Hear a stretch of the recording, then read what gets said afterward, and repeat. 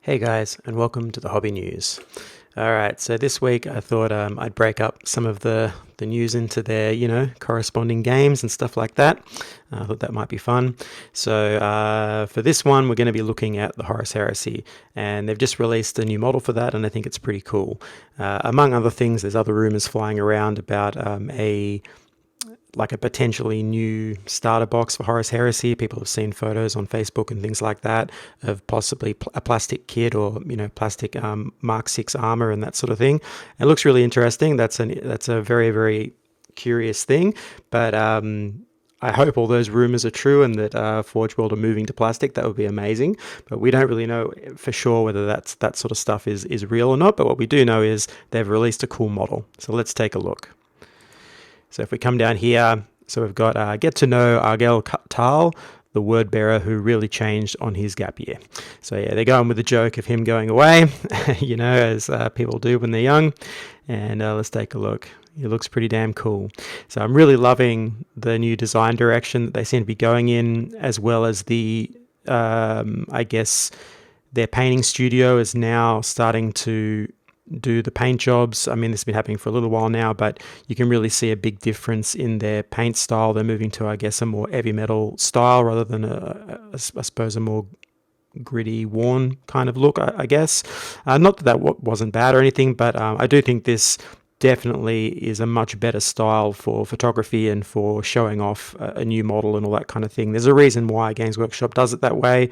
It's very readable. You can, it has a bit more impact basically, and it jumps off the background a lot more. And I'm really happy to see that change. And then the design aesthetic and the style that they're going for. Yeah, I like it personally. I know that there'll be a lot of Horus Heresy people that prefer maybe the older style or the older look, or in general maybe that design aesthetic.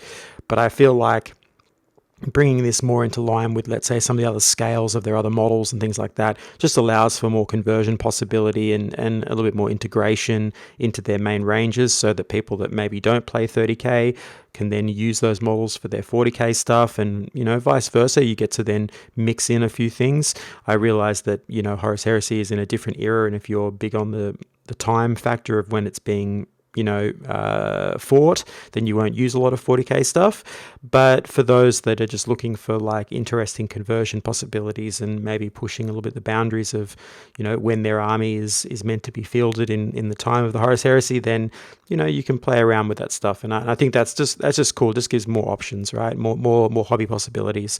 So I really love all of this. I think the last few models they've released are really great and overall super positive, and it's a good future look at maybe what Forgeworld will become, and the future looks bright. I mean, if they keep supporting it and they keep doing these things, again, it could be, maybe some would argue the way they're supporting it might be a bit haphazard, but it looks like they're trying to find their feet as far as I can see and figure out the way that they want to go about this. And quite possibly a lot of these sort of one-off little releases like this one here could be just a backlog of stuff that they're trying to catch up on until they're able to put forward a more coherent support. So I would definitely consider just holding your breath in terms of looking at the way they're supporting it for now and just see what happens. And if those rumors are true and there is some sort of plastic starter box set or something coming, then guaranteed you'll have some kind of planning going forward in the way they're going to support all these different, legions and so on.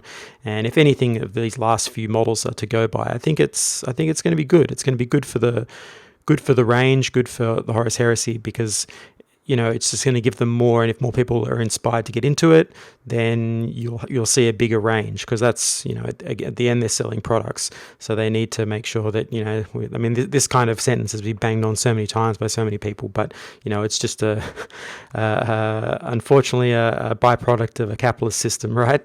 So, hopefully it'll go well, and we'll see some really interesting stuff, because this sort of Horus Heresy era allows them to sculpt and do things that is outside of maybe the standard canon and the standard kind of lore of the modern game. And it just creates some really interesting stuff. Like, all of this here is really beautiful. Like, I love this helmet. I love the way the horn's coming up. You don't see as much of this stuff in the modern Chaos range. So they're playing around with some new ideas and some new ways to interpret some of these forms, and I love it. I like the cracked armor and the way it's cracking up and all that stuff. There's so many good conversion possibilities here for other characters. I'm not sure, it doesn't really tell you how big he is, but yeah, I mean, it looks like this is probably, is this like a 40 mil maybe, or a 60 mil? Could be a 60 mil, but, he might be just big enough to do like some kind of, Demon Prince conversion from, or something like that. That'd be really cool. I mean, that is a Marine, so he's got to be bigger, right? That looks like he's a little bigger than a standard Marine, so he probably would work, put him on a rock, put him on a bigger, thing maybe. Yeah, I could see him working for that, just as like a little budget Demon Prince, just to get you started. That could be pretty cool, right?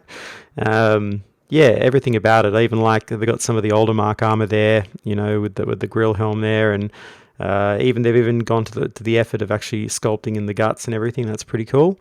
So yeah, I can see like tons of possibilities here. Really cool, really cool. Glad to see it. We'll see if there's anything else. Yeah, so it's just basically another look. It does interestingly say, welcome to this month's Legion dispatch. So I don't know if they were trying to release every month, but it looks like they're released insinuating that they're trying to support it each month, which is great.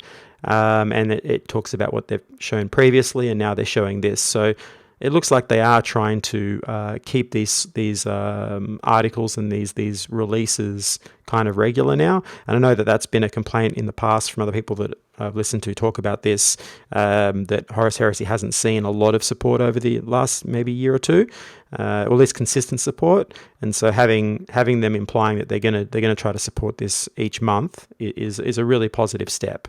So yeah, I think that's cool. I think that's a really, really good thing, and I'm really excited to see about this Mark 6 plastic kit, if that ends up being a real thing, because I'm a big fan of Mark 6.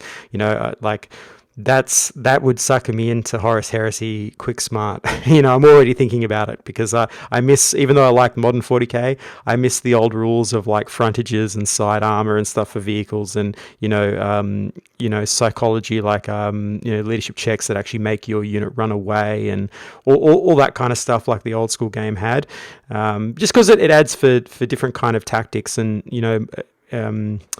I guess there's more nuance for movement and so on with those type of rules, because you've got to be more careful about how you position things.